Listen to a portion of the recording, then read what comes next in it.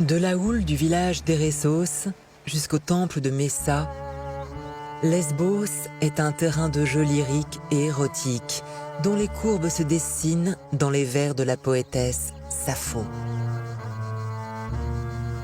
Ici est l'île des racines, de la passion entre femmes. Un amour lesbien de Lesbos célébré dans l'Égée pour la première fois de l'histoire des lettres, au VIe siècle avant notre ère, par une égérie aux cheveux noirs.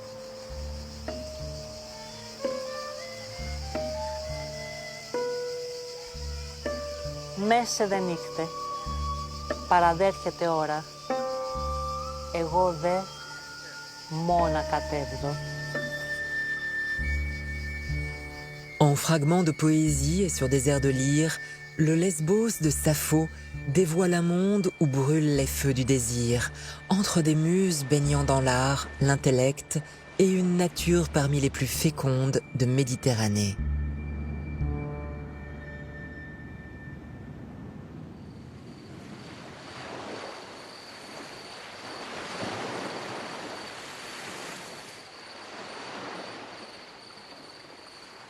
Les astres autour de la lune belle cachent et dérobent leur corps lumineux, quand de son plein, intensément, elle fait briller la terre.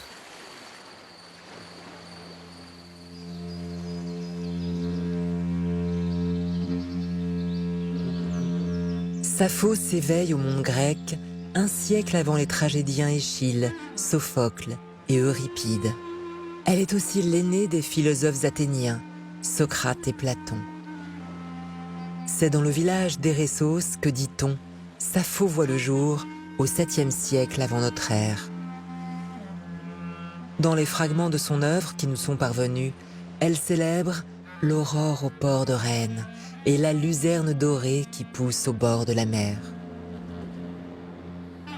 Lesbos, à l'époque de Sappho, est un bastion de modernité alors inégalé dans le monde hellène.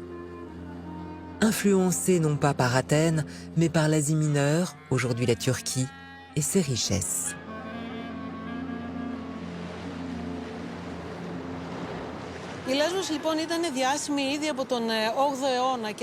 À l'époque de Sappho, nous sommes à un moment où la prospérité de Lesbos est à son paroxysme. Athènes ne connaît pas encore son âge d'or. La démocratie athénienne n'est pas née. Les villes les plus civilisées de l'Antiquité à ce moment-là sont les 5 cités de Lesbos et celles des îles voisines.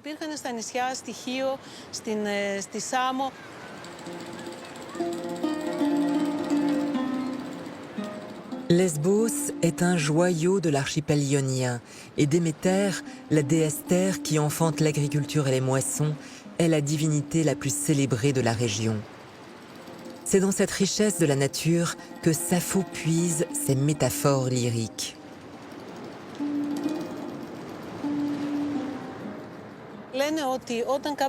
Dans l'Antiquité, on dit que lorsque les dieux voulaient manger du pain, ils envoyaient Hermès ici pour venir le chercher.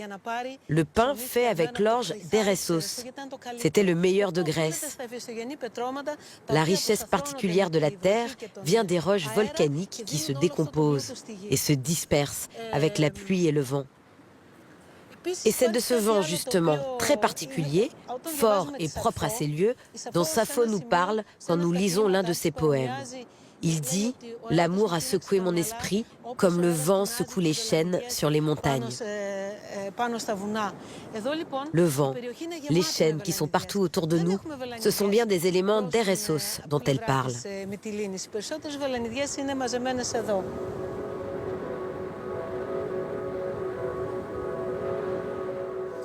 Sappho semble être en parfaite harmonie avec son environnement, dont on sent très fortement l'influence sur le choix de ses mots. Cela donne quelque chose dans lequel tout le monde peut se retrouver en venant ici, en regardant le paysage, la lumière magique qui baigne Eressos. Sappho est une héritière du poète Homère, mais elle se libère du récit épique. Elle développe une poésie de l'intime, qui préfère la paix introspective au tambour de l'action, dans une Grèce archaïque où la violence fait souvent loi. Une troupe de cavaliers, disent-ils, ou de soldats à pied, une escadre. Il n'y a rien de plus beau sur la terre bleue et sombre. Mais moi je dis, le beau, c'est celui ou celle que l'on aime d'amour. Sans obstacle, c'est une vérité que chacun peut saisir.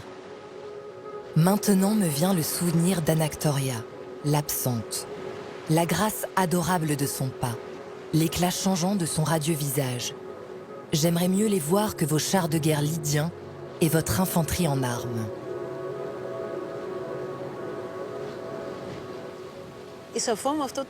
Sappho, avec ce poème, fait une déclaration littéraire qui n'avait jamais été faite auparavant par un homme ou par une femme.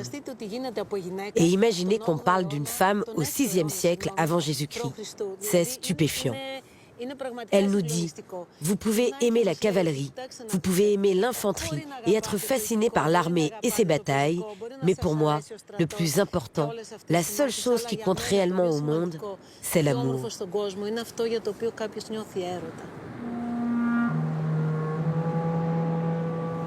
Un conflit armé est ouvert avec Athènes, au cours duquel le père de Sappho est tué. Le poète Ovide dit dans un texte postérieur que Sappho était âgée de 6 ans quand les eaux paternelles furent prématurément arrosées de ses larmes.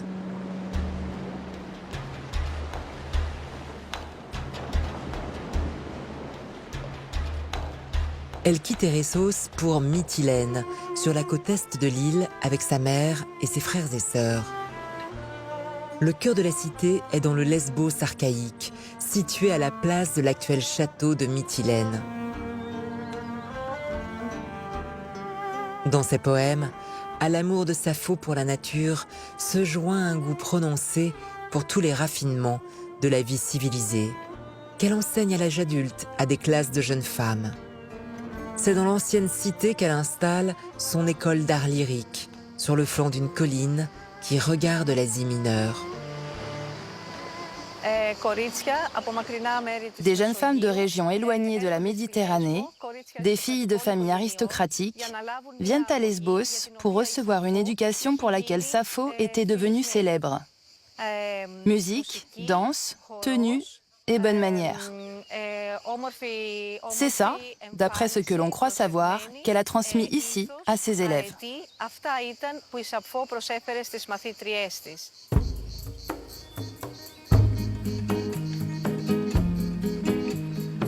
Mytilène est alors une grande puissance marchande et militaire.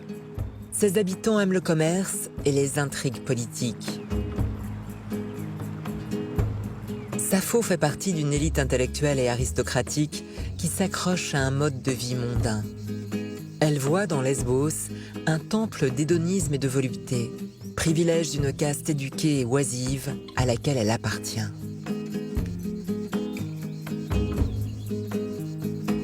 Moi, je veux te rappeler les beaux jours du passé. Les couronnes, souvent de violettes et de roses ensemble, de crocus dont tu ornais ton front près de moi, et les guirlandes odorantes, les fleurs entrelacées que tu jetais autour de ta gorge fragile, toute l'huile parfumée, l'onguent précieux dont tu frottais ton corps, comme une reine. Et sur les lits moelleux, dans mes bras tendrement, tu chassais hors de toi ton désir désaltéré. La sexualité est au cœur de la poésie de Sappho, et les liaisons qu'elle entretient avec certaines de ses élèves en font des compagnes destinataires magnifiques de ses élans amoureux.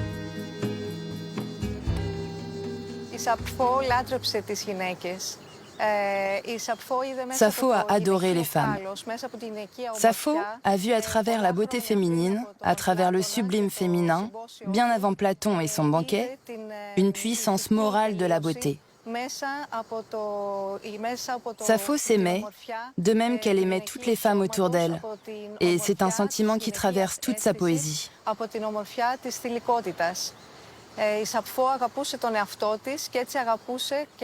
La poésie de Sappho est un hymne à l'essence féminine, un hymne à Aphrodite, déesse de l'amour. Un amour qui irradie comme le soleil de Mytilène.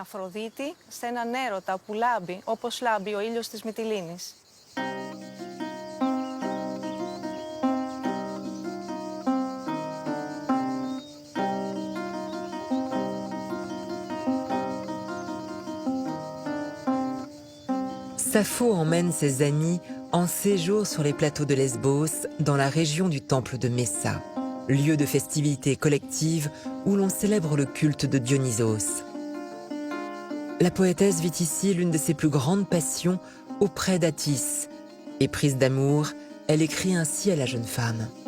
« J'offre à ta beauté le sacrifice de toutes mes pensées, et je t'adore de tous mes sens. » Il y a cet élément érotique, très clair, et ce serait être aveugle que de ne pas le voir. C'est-à-dire que refuser de l'accepter et regarder sa poésie avec un œil conservateur, comme ça a été le cas, c'est probablement faire du tort à ses écrits. Il faut évidemment comprendre que Sappho a des rapports érotiques avec certaines de ces jeunes filles.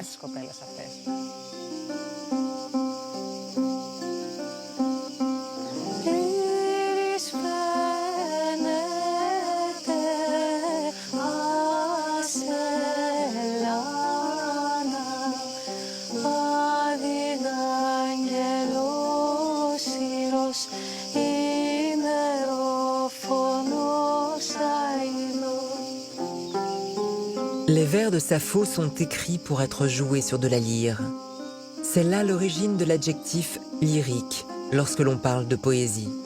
C'est une discipline dont Sappho est la grande prêtresse, gardienne de l'harmonie musicale et de la grâce féminine, dans un cadre propice à l'émerveillement sensoriel et sensuel, comme dans le temple lesbien de Messa.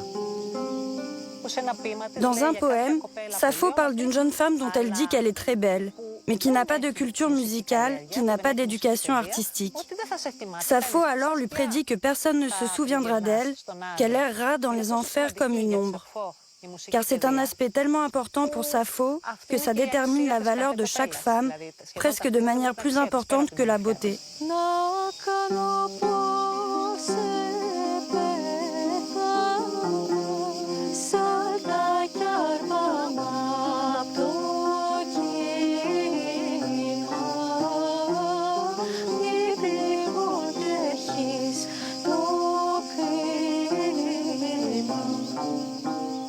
Mais tout n'est pas douceur dans l'univers saphique et des sentiments violents viennent constamment perturber sa recherche de mélodieuse sérénité.